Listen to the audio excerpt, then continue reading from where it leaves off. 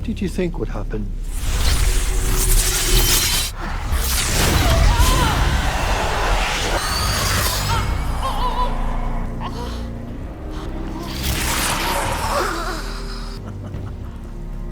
Must be an awful feeling to know the one power is there, just at the end of your fingertips. Can't quite touch it. We both know you can't escape this place without his help. And if he doesn't choose the light, I'll choose for him.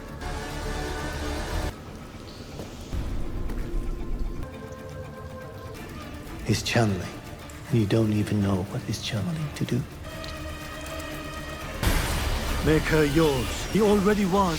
She already is.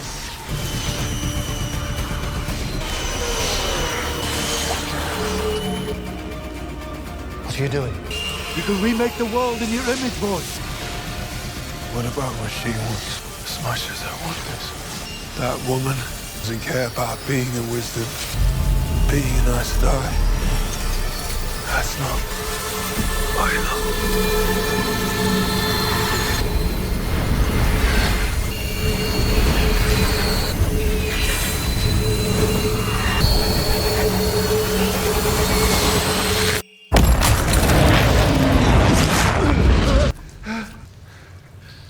I did it.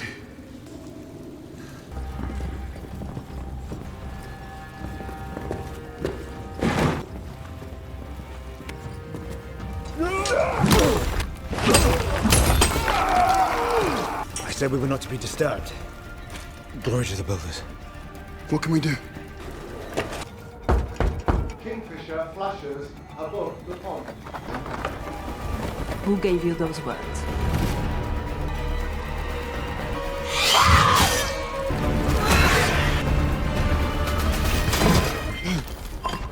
The horn of bloody Valir, lad. It's called the Pattern's greatest heroes to stand at our side. It's for the dragon. Without it, they won't stand a chance.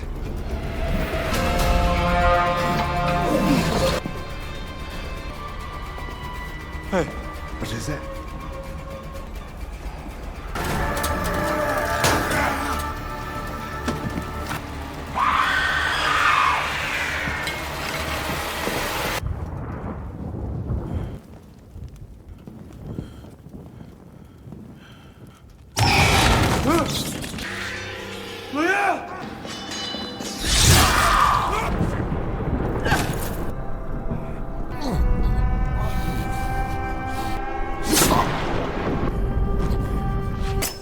Do you think it's a coincidence that I came to the two rivers every Beltane? That I drag myself to that sheep shit patch of nothing just to sell lanterns? 5 of you in one village. That's what Moiraine saw.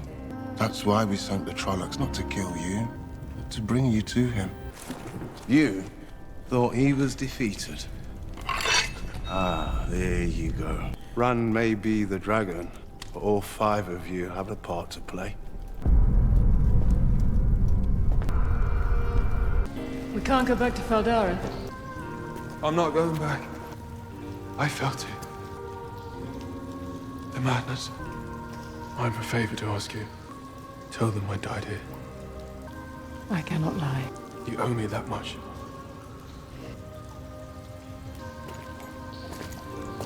Where will you go? Goodbye, Moiraine.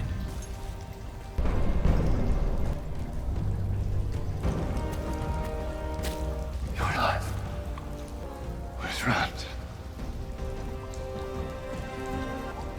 He's gone. I must bond. I can't. I can't touch the source.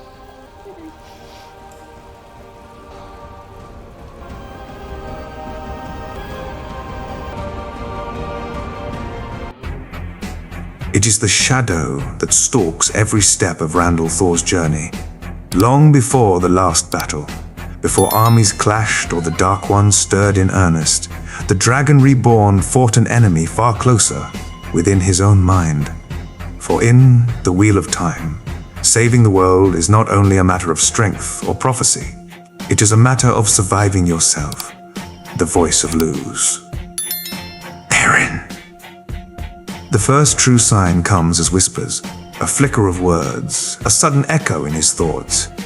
At first, Rand dismisses it. Stress, fatigue, the burden of command.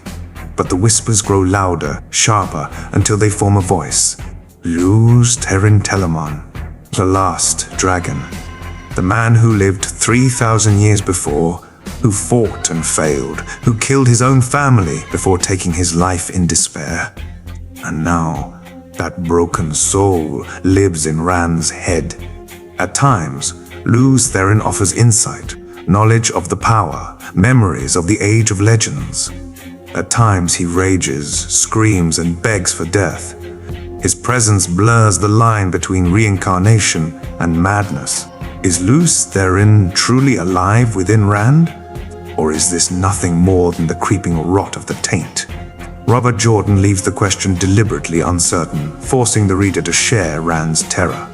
To believe you are the Dragon Reborn is already unbearable. To hear the voice of a dead man and not know if he is real is a torment few could endure. The taint's corruption. Of course, the source of this madness lies in Saidin itself. The male half of the One Power is tainted, a wound left by the Dark One's counterstroke against Luz Therin and his 100 companions. Every man who channels walks a doomed path. No matter how strong, no matter how noble, the corruption creeps in, twisting thought, corroding sanity, until nothing remains but destruction. Rand knows this. He has seen the fate of other men who channeled, raving, dangerous, consumed by chaos. Each time he seizes Saidin, he feels its oily corruption, the foulness of the shadow threading through him. It is not only a battle to control the power, it is a battle to control himself. Imagine holding a sword where every swing cuts not only your enemy, but also your own flesh. That is what Saidin is for Rand. A weapon and a curse, salvation and damnation bound together. The alienation of power. And the more powerful Rand becomes, the farther he drifts from humanity. His command of the power grows staggering. Mountains move, cities tremble, armies scatter at his will. Yet each act widens the gulf between him and the people he seeks to protect. How can a shepherd from the two rivers remain the same when he wields the power of gods? How can he laugh with his friends when he sees their lives as fragile, fleeting, always one misstep away from annihilation? Rand begins to walk in two worlds at once, the world of men and the world of demigods. And in that space between, paranoia festers. He wonders constantly, do they fear me or love me? Am I still their friend or merely their weapon? Power isolates him, and isolation feeds the madness. Moments of fracture. There are scenes throughout the saga where Rand's internal fracture becomes undeniable. In Lord of Chaos, his capture by the Aes Sedai shatters him. Caged, beaten, humiliated, he hears Luz, Therin screaming, urging him to slaughter them all. When he finally explodes at Dumai's wells, raining fire and destruction with the Asha'man, it is not the triumph of a savior. It is the unleashing of a man on the brink, fueled by rage, despair, and voices that may not even be his own. In the gathering storm, the darkness within him deepens. He grows colder, harder, willing to use terror as a tool. There is a moment atop Dragonmount when he nearly chooses annihilation, nearly gives himself over to despair completely. The voice of Luz. Therin no longer feels like a haunting. It feels like a merging, as though Rand himself is dissolving into the madness of his past life. And the most terrifying part? Rand knows it. He has moments of chilling clarity where he admits, I am losing my mind. To recognize your own descent, to stare into the abyss of madness and see yourself falling, is perhaps the cruelest awareness of all. The symphony of madness. The brilliance of Jordan's writing is that Luz Therin's voice never feels like a simple symptom. It feels like a symphony. One voice among many, layered with Rand's doubts, fears, and desperate hopes. At times, Luz Therin is enemy. At times, ally. At times, indistinguishable from Rand himself. This chorus of voices becomes the soundtrack of the Dragon Reborn's life. It isolates him from others, yes, but it also propels him toward his destiny. Without Luz, Theron's presence, Rand might falter. Without the taint's agony, he might cling too tightly to the boy he once was, never embracing the man he must become. Madness, in a twisted way, becomes part of his strength, the terror of self-awareness. Yet the tragedy remains. Rand is not ignorant of his condition. He knows the taint is destroying him. He knows the voice in his head marks him as doomed. He knows his power isolates him beyond return. There is a moment in Winter's Heart, just before the cleansing of Saidin, where Rand reflects that he has been living on borrowed time. Every act of sanity has been a defiance of inevitability. And even after the taint is purged, the scars of those years remain. The Dragon Reborn is not simply a savior. He is a man who walked willingly into madness, fully aware of what it meant, because the world had no other choice.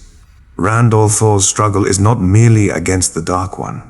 It is against the voices in his own skull, the corruption of the power itself, the isolation of strength, and the terror of losing himself. A symphony of voices is more than a metaphor. It is the reality of the dragon's life. A chorus of doubt, despair, rage, and fleeting hope, all screaming within one fragile human mind. And perhaps that is the greatest miracle of the wheel. That in the end, Rand endured not because he silenced the voices, but because he learned to live with them.